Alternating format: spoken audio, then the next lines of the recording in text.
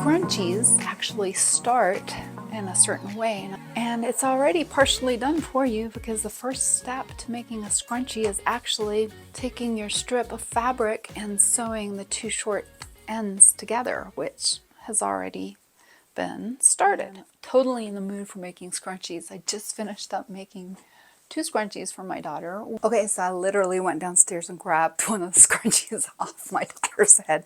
The Halloween one. I just wanted to show it to you. And as you can see, it's got her hair in it. She has very long hair, by the way. It's down to her waist. Okay, so this is the first one. And I've also seen these where you can use like an organza maybe that is not quite as scratchy as the tulle fabric. But as you can see, you could actually change up the colors and make a red and white one for Valentine's or holiday, Christmas. That was kind of fun. And then this one is the fall one. Again, has her hair in it. But it's like a pretty plaid. Okay, so all you need as far as supplies is this scarf is a juncture, and it is an infinity scarf. Some snips, and I'm using a, there goes the midlife brain. I'm using a bodkin, that's it, a bodkin to help thread the elastic through, but a safety pin would also work. Oh, and some thread that is coordinating to your fabric, because you're going to have a little area that you're going to close up. That and your sewing machine. Now that's really it. Start the process. It is approximately widthwise. My specs. See, and I also made these little holders for my glasses. I do have a video for that, but I still laid it down. Oops. But anyway, so let's see. The infinity scarf measures right around 9 inches in width.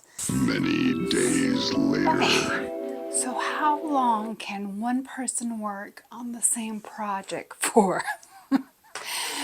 This infinity scarf to scrunchie conversion is taking me forever. Probably because I've been doing other things in between, but today I'm going to take this and make the last set of scrunchies for a while. And in this tutorial, I'm going to share with you three different sizes. All right, so first of all, let's get to measuring this scarf.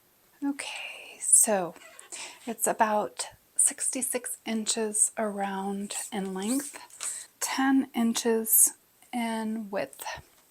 So for this one, I'm going to make it into 3 different scrunchies. So it's going to be the smallest and narrowest scrunchie. And I picked out this blue because I thought it would go with my scrubs at work. The process is going to be the same. It's just how the size is going to depend on how many you cut the scarf into.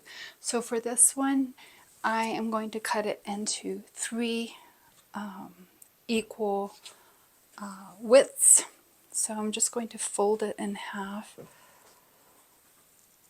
like so to flatten it out, and then I'm going to cut it into 3 separate sections. Now for the larger sizes or for the medium size, I split it in half, and for the largest size, the extra froofy one, I cut it, the width was about 7 inches.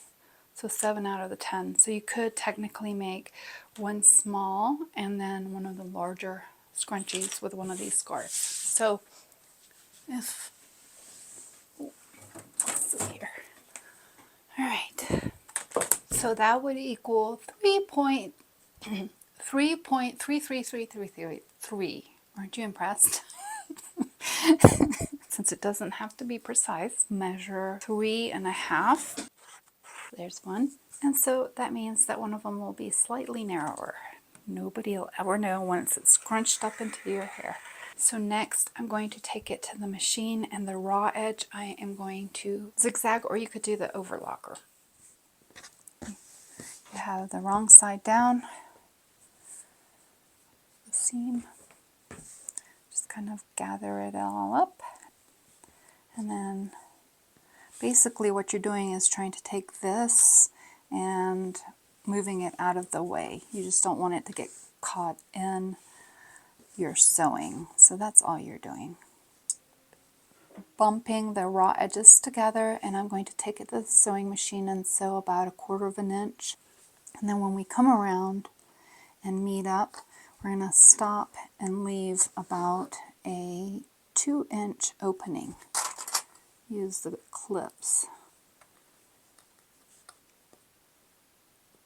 There. And back stitching at the beginning.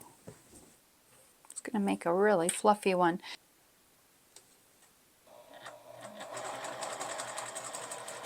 And as you run out of fabric, all you do is just pull the fabric through, kind of like a magic trick. So what I'm doing is pulling and then pulling the outside casing away from me, and then pulling the inside towards me, and then just pushing it out of the way and proceed. So this is the perfect beginner-friendly project because it doesn't require a lot of supplies, and it's straight line sewing. The only thing is that I would start off with cotton if you were a beginner, because this flouncy fabric may be a little slippery for you.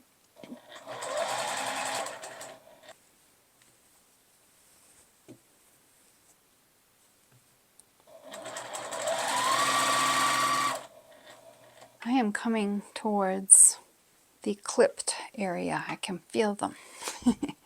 There we go. So I flipped it back through.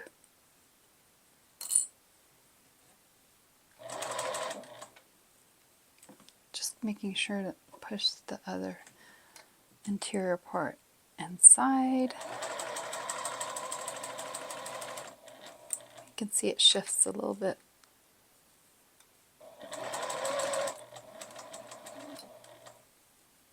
Okay, so I'm getting to that point where there's a gap. I'm going to sew just a little bit more. It's probably good, and backstitch. And all you're going to do is turn it the right side out. So satisfying. All right, so this is what we have, is your opening that you can stitch closed, but first of all we have to put the elastic in. So here you have two options. You can actually sew another row of stitching and make a channel for your elastic to stay put, and all you would have to do is you could put the seam on the side and sew down, and that's going to give it a little bit of a different effect. So it has the inside that is with the elastic like that, or for the traditional scrunchie there is no extra seam. It's just like that. I'm just going to take the bodkin, which is this little gadget. You could also use the longer ones if you have a longer one. You just insert it and you start feeding it through, and just hold on to the end. If you're making a cotton fabric one, you could also safety pin it and it wouldn't damage the fabric, but this is pretty fine. Flouncy fabric, so I'm not going to do that. So this could be like a jumbo scrunchie. There are a couple different ways to finish it. You can just tie it into a knot, zigzag stitch, or sew back and forth. I've got plenty of room to just tie it up like a balloon.